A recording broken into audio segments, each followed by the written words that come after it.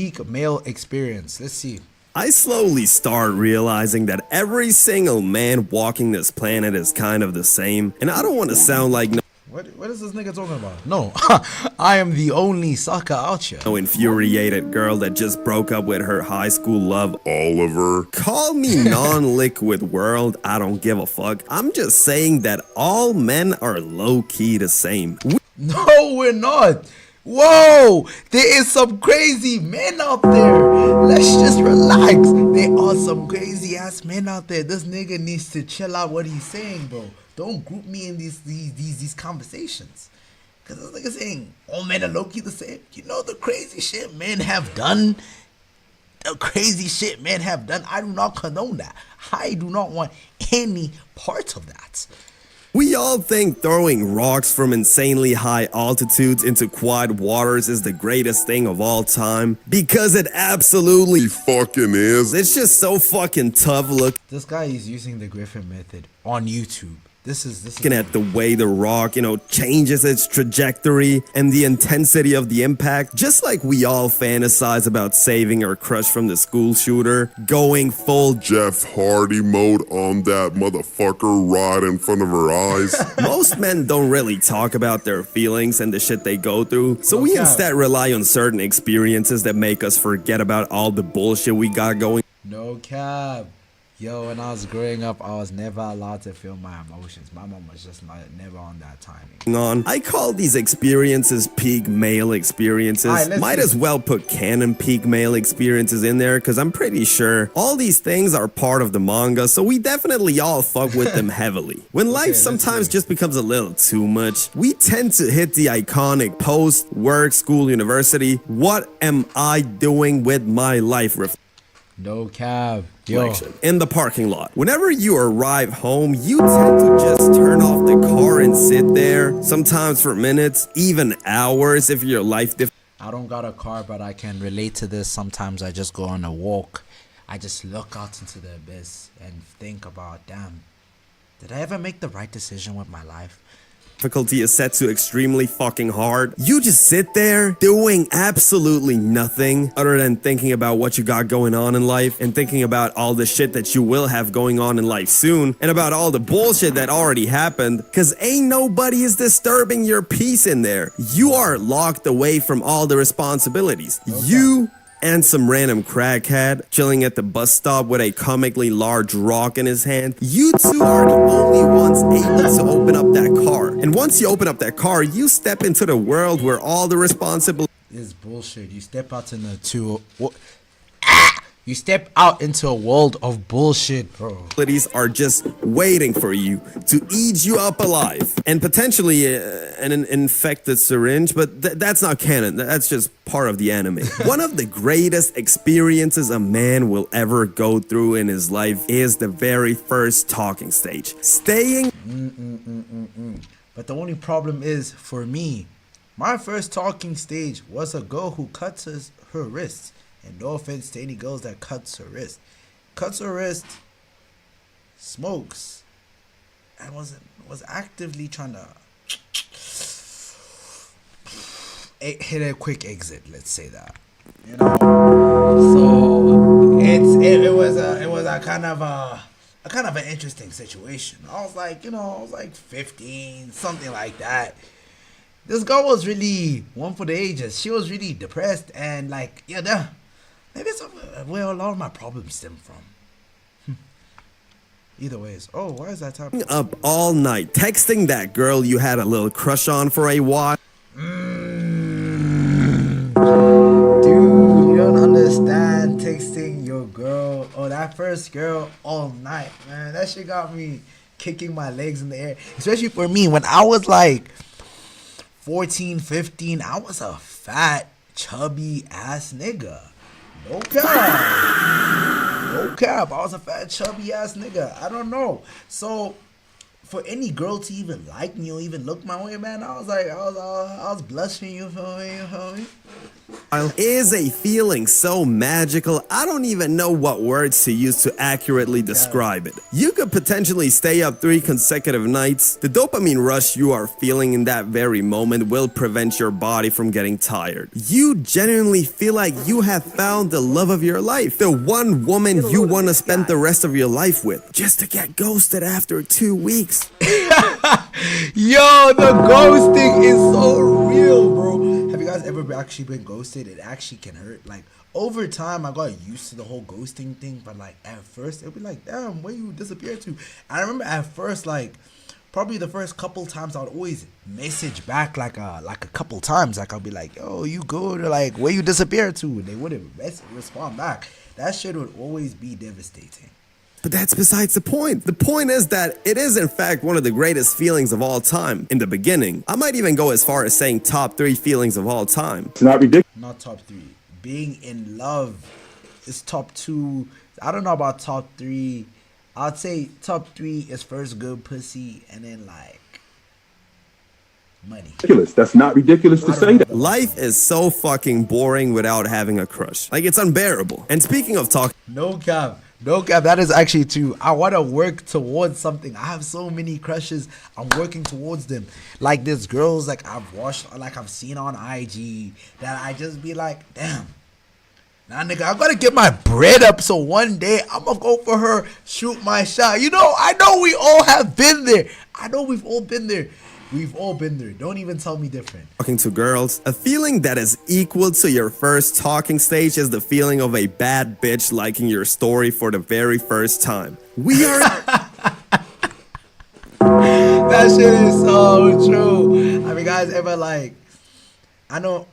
in the future. We don't write poems anymore. We don't climb through windows anymore. We also don't There were niggas climbing through windows. slap our wives anymore when the chicken ends up being a little too dry. We just flirt by liking stories, and I know every But that's the method. That's the method. Heart. It's a little shot. It's like you practice. It's like you warming up. Like the liking is the warm up. The actual shot is the DM. You feel me? single one of you motherfuckers only post stories for the girls. As always. We all do. We all post stories for people. That's not cap. I'm gonna be the divine warrior. I'm gonna be the one taking the blame here. I admit that 99% of the shit men post, all these things are for the gaze of one specific person. And if you successfully bait that, No cap. No cap. I can relate to this. I do it at the moment. You guys know that repost button on IG. I know Shorty be stalking that shit. I know Shorty stalking that shit. So I'ma be reposting the right shit just for her to see. We all do this bait shit, bro. I know. person into liking your story, you gonna start drooling all over the place. And God forbid that specific person responds to your story. Oh my goodness. You gonna start That'll be. It's like it's a little mission complete if she responds to your story, bro. It's like, damn, I'm really that nigga. The aura just went off. Like, no cap. speaking, doing little shiver jumps under your blanket, the ones you No do when you cap. finally roll up in your blanket after being in the cold all day long. One thing that Yo, it has to be the best feeling, bro. I hate winter, bro. Winter and I just do not get along together, bro. I hate winter. And like bed, can heal a man like nothing else can is the so-called 2-week Minecraft phase. I don't really know the scientific reasoning behind this phenomenon, but for some reason every guy on this planet annually randomly gets the irresistible urge to play Minecraft. annually, nah. Unfortunately, I've just never been the Minecraft kid, bro. I've never been the Minecraft kid. When I was like in high school, no, like before I entered high school, like I was always on Fortnite. I grew up, I was always playing Fortnite. Before then, I was playing iPad games because I had only mobile. So, and then when Fortnite Mobile came out, I was on that shit. And then when I got a PlayStation, I was on that shit. I remember playing Minecraft like once at my friend's house. And then like, I got like a headache.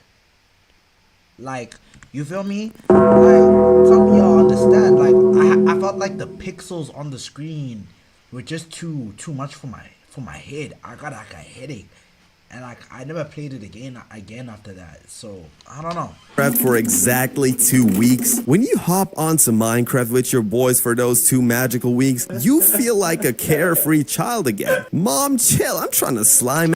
I never had the Minecraft like childhood. Like, did niggas actually enjoy Minecraft like that? Out the Ender I Dragon know Minecraft big, but like I just never played it myself. with the boys. Let me live my life, bro. I'm just a 20-year-old kid enjoying life. It's only like, you know, my 12th gap year. Chill. The first few days of that Minecraft playthrough are extremely harmonic, almost utopian. Everything is working out perfectly, and the village y'all be building there has a perfect infrastructure until one of the boys gets corrupted with severe greed and kills one of the village dogs, which then leads into complete mayhem. Shit is gonna start looking like Can't relate, guys. Khabib I know Nurmagomedov nothing versus about it. Connor's team when he jumped the fence. This is how Y'all this play phase Minecraft? always comes to an end. Unfortunately, truly a peak male experience. Getting a haircut is one of those things that can either go south really fucking quick or turn out to be your highlight of the whole entire year. The nerve-wracking thing about getting a fresh cut is the fact that you don't really know if your barber put up a stinker game and fucked your shit up. Bro, you just have to trust the guy and never cheat on your barber. I know y'all be cheating on your barbers. What the fuck? Guys, I don't know what's wrong with my soundboard, bro. Like, fuck, I've been trying to fix this shit for so long. But, like, yeah, I never be cheating on my barber. I think I've had, like, okay, but, like, over the years, I've had a couple different barbers. But, like, I had dreads for the longest time. So, like, it wasn't that hard to do my head. And I had, like, a sky top. So, it wasn't that difficult because now I got a taper. It's just that I haven't cut my sides in a bit. So, y'all ain't gonna see. But, yeah. Up bad, or if he actually cooked. The harsh reality is revealed the second you step out of the so-called post-cut shower. Only then will you be able to fully grasp the masterclass your barber has put up. There are only a few things better than realizing your barber went full messy 2011, 2012 on your shit. And don't even get me started about people telling you that your haircut is fire. Oh my... Oh, glaze me. Glaze me. That's what I feel like. Wait. There's a song. There's a song. Get that haircut. You got that haircut. You gotta play this shit. You gotta play this shit. Yeah. You gotta play this shit. Mother. Man, I just got my haircut, bro. I just got my haircut, nigga. Just got my haircut, nigga. I'm about to take a lot of pics with this haircut, bitch. About to take a nigga bitch with this haircut. Let's tingle now, bro. The feeling of a confirmed hangout at the weekend is such a peak feeling. Knowing that there... Oh, yo, I have so many stories, bro. You know, post-COVID. Post something. But, like, 2021, like, when things were easing up around that time, dude, when I first started going out, and I met this guy called K. I'm gonna call him K. But me and this bro, every weekend, bro, it was magical. We'd be going to parties. I was like 16, drinking. It was so fun, nigga. Even though that shit, I would never tell y'all to go do that. But back then, oh my days, that was so fun. There's something to look forward to. While it's still Tuesday, makes this miserable time between Tuesday and the weekend a lot less miserable. When you got a large friend group, planning something is so fucking unbearable. Even planning something simple like going to the cinema seems like an unsolvable task. Most of the shit that these motherfuckers plan, me included, never leaves the group chat in the first place. When has it ever left the group chat? You know how many road trips with the niggas we wanted to do, bro? Where those road trips at now? But it's probably better that we didn't go on those road trips. We probably wouldn't be friends. Or I don't really have any friends anymore, so... Are out here talking about driving go-karts around Tokyo. What the fuck? And going cliff diving in Bora Bora. My brother, can we just somehow, you know, Bora manage to go to the gas station first? I'm thirsty as fuck, bro. I'm dehydrating. No cap, niggas be wanting to make up fantasies of what we could do Right in front of your eyes. Fuck Bora Bora. fuck Tokyo, and fuck everything you got going on. Don't go for the bicycle kick when you can barely pass the ball. It's not gonna end well, bro. It doesn't have to be something special. Just a little confirmed hangout at the end of the week. That's all a man's soul really needs. Another God, bro, we just want to know where we at, where the drinks at, and the bitch is finna be there. If not, what are we finna do? We play FIFA all night. thing that every Shit. male soul needs to taste at least once is a boy sleepover. A man will always walk this earth as an imperfect man up until he experienced a boy sleepover. Bruh, I think like the boy sleepover, the thing is, I used to have boy sleepovers every weekend.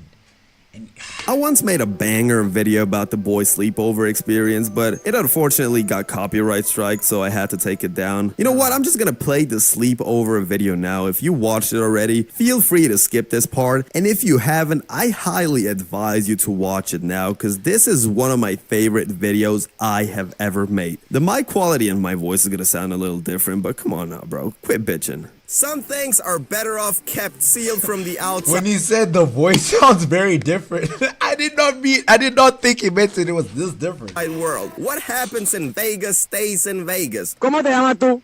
Miguel. What happens in the boys' locker room stays in the boys' locker room. What happened between me and your fine mom stays between me and your fine mom. But most No cap. I always be doing that subtle flirts with my friends' moms. I won't be lying like, oh man, you be looking good. No cap. importantly, whatever horrendous acts of barbarism were committed during the boys' sleepover has to stay between the boys. 10 guys all staying in one house without parental observation. You already know there are gonna be several war crimes committed No cap. in there. But it never ever got to that point for me and my boys. You see, the thing is, me and my boys, we all stayed. There was this estate called Dainford Golf, and my boy Kyle used to live there. So I used to go stay there with him, bro. No cap. I used to just go there, and like everybody had their own houses, so there would be friend groups, right? So I stayed at Kyle. It was always me and Kyle were the duo, and then there were other people like my other friend, and then he had his own group. Like he always had 2 other niggas or 3 other niggas stay at his crib, and there was someone else had 3 niggas pull up at his crib, and then at the end of the days we're all just linked because these niggas had golf carts, bro. These niggas had money, bro. So it was nice chilling with them. But yeah, Sleepovers felt like no cap, they did feel like this stuff. Quite literally, they did feel like this. What a time, you know. Like damn, I'm old now. Well, I'm not old. I'm still young, but like, damn, I'm not a kid no more. But I also wish I would never wish to go back to these times as well. But yeah. And once we got older, once we started getting acne, once we started growing out ass hair, sleepovers evolved from being this magical calm night into a magical calm night that slowly but surely intensifies in insanity as time passes by. Niggas start doing the most craziest thing over time. It just gets more and more extreme. We, like me and my 3 bros, we had an all-out gun war in the estate. My friend's Kyle's mom was gone for like, she always used to go like overseas and leave us at the house alone. Dude, we'd always have gun wars, bro. This nigga Kyle, he had airsoft guns, bro. Bro, these niggas were threatening, like, and always chasing us around the house. I remember I was running on the streets, and this estate's big, bro. These niggas are chasing me. I remember it was me, Kyle, and my nigga Amani, bro. Amani is over here. He managed to get the AK. I think it was some. Wait. It was like some fat ass AK, bro. Some fat ass AK. This nigga pulled up. Bro, he was chasing us on the road. Nigga, I was dashing. It was black, pitch black. I was dashing through that bitch in that motherfucker, bro. I was all blacked out. And this carried on until like 12 a.m., bro. But yeah, the days, honestly. The longer you stay awake at a sleepover, the more unhinged the ideas of what y'all should do next become. Before we get in depth about the insanity, let's quickly talk about the canon characters at a sleepover. Character 1, the biggest loser. This guy falls asleep first like a pussy and Dude, falling asleep first is something not for the weak. It depends if we're going out or not. ends up getting woken up in the most inhumane way possible. Don't be surprised if there is a huge penis drawn across your face when you wake up. Character 2, The Biggest Loser, Reverse Edition. This guy not only falls asleep first, but he is not able to find a fucking blanket. Buckle up, motherfucker. Go use the couch as your blanket. Or the pizza box. Speaking of pizza, Not finding the blanket is so real. character number 3, The Biggest Loser, in the most literal sense. There is always one fat motherfucker at the sleep. Why do you have to comment them so crazy? Over that devours all the snacks. Sometimes you don't know if this guy is human or a fuck. We always used to get our own food. That's how it always was. Like, we always used to like all the snacks though. Fucking I vacuum don't know. I'm cleaner. not a picky Hide your person about pets my because this snacks. bowling ball is not able to control himself. Character 4, Unless I'm geeked. The Biggest Pussy. To not do anything. That bro. one kid who is always homesick. Oh, I want to sleep in my own bed. I miss my mom. Who's ever said that? Nigga, we outside. We outside. You know, that's how we are, bro. But Got y'all out here, don't get pussy. it, bro. Don't kill the vibe. I miss your mom too, but do you see me fucking crying? Character 5, the hyperactive motherfucker. Niggas trying The guy who that nigga's always trying to do anything and everything. wants to go on a hike at 4 a.m. Let us fucking sleep, bro. It's enough. And character 6, the overly sensitive host. I know it's your house, bro, but why am I not allowed to take a shit in your toilet? Huh? Don't touch this. No. Don't be using my toilet, bro. Don't touch that. Motherfucker, am I at a sleepover or in a fucking museum? That is so true. But like, you have to also understand, bro. Like, where I was staying, bro. Like, that's I never bought anyone for that reason. Maybe because my mom was an alcoholic, crazy person. But like, Video and follow Nermin on Instagram and Twitch or his father will pull out the belt. Okay, bye guys. Great. Now you might ask yourself, how does a classic boy sleepover look like? You can subdivide the sleepover into 3 main arcs. The first arc lasts from 5 p.m. till around 9 p.m. In this arc, the boys usually chill, eat some pizza, play some video games, and talk about life. This is the therapy you don't have to pay for. Nothing seems to be out of the ordinary. When the clock hits do niggas actually just stay at the crib and just chill with each other? Because we would always go outside. I think that's what's always our best thing to do. Like, we'd always just go outside and do something. 10 p.m. though, the demons slowly start coming out. One of the boys suggests watching a movie, and a lot of the times it's a horror movie. Now, apart from the fact that y'all are not even gonna finish the movie in the first place, this is where the second arc starts. For some reason, some of the boys are gonna start wrestling. I know it sounds bland. Yeah. No cap. Niggas start getting active. And there is no scientific explanation for this phenomenon. But it happens all the fucking time. One of the boys is gonna start acting overly gay. Embarrassing. Okay, why'd you have to use my goat like that though? Why Drizzy? And there is no scientific explanation for this one as well. Hitting on everyone in a playful manner, like, stop dry humping me, No cap! Why that nigga always on me, man? motherfucker. The host is gonna try to calm everyone down, and the fat motherfucker is gonna sneak into the kitchen just to see what the fridge has to offer. In other news, the sky This nigga has something out for fat people. is still blue. Hell has broken fucking loose, and there is mayhem all over the place. And now Khabib drops the fence. Whoa! No! And he's going right to Dennis. No cap. That's true. That's true though. No. This goes on for a while until the third and final arc begins at around 2 a.m.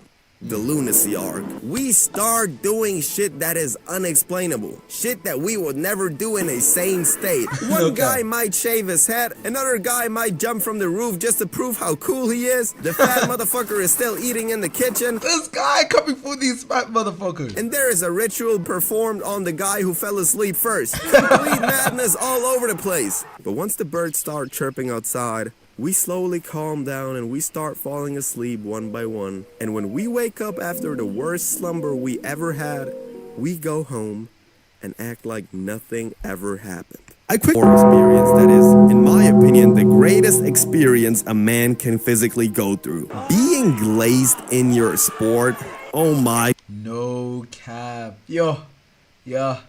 If only. goodness. Have you ever pulled up to PE class and both teams started arguing about who is gonna have you on the team? You. Are you Cause you're just one of them ones, bro. That's so that has to be the best feeling. But like I think I was but you see everybody was a soccer pro, bro. Nobody was playing basketball like how I was back then, bro. aware of the fact how much aura farming you are doing in that exact moment? Like, shit, y'all gotta calm down. Like, I got enough for everybody in here. You know, pause. Hold up.